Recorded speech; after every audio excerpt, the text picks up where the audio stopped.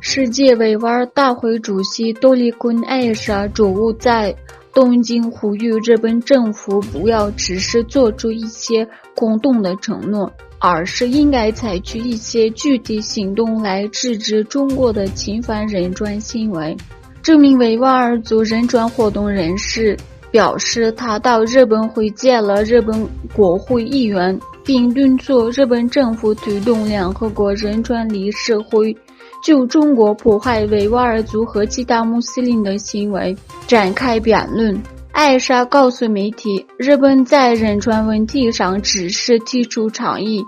发表声明，做出一些空洞的承诺，这不足以阻止种族灭绝行为的继续。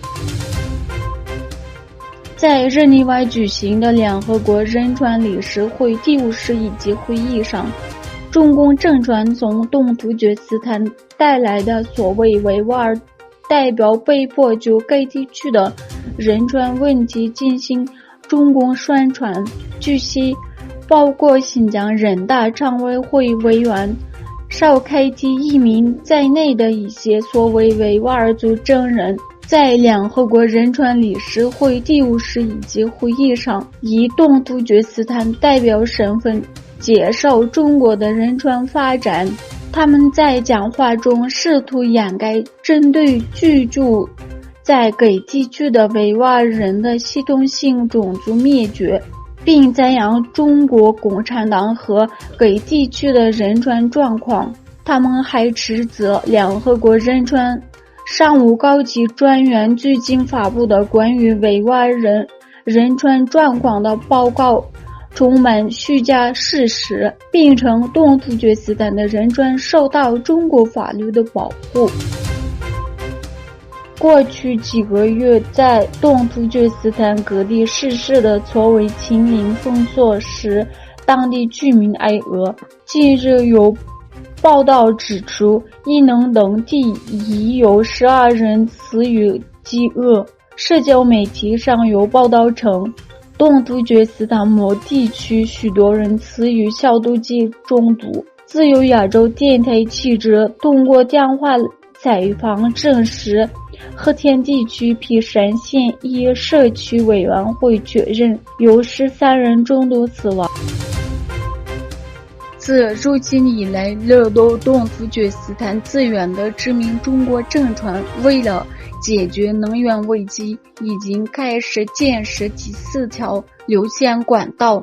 这条3340公里长的管道将用于从东突厥斯坦向中国西部的宁夏地区输送天然气。据中国当局介绍，这条全长3340公里的管道将通过把东突厥斯坦的天然气输送到中国，为能源分配提供合理的应用结构。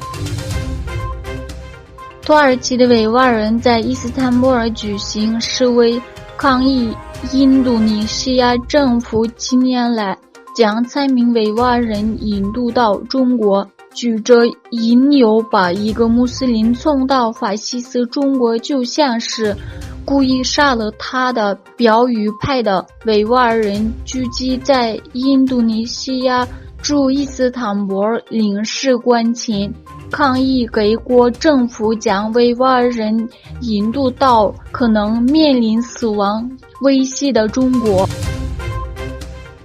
9月21日，俄罗斯总统普京宣布，在国内部分动员后，前往哈萨克斯坦的俄罗斯公民人数超过10万。在哈萨克斯坦，大约有13000名俄罗斯公民申请必要的个人身份证号码，以便在这里开设银行账号、购买住宅或房屋。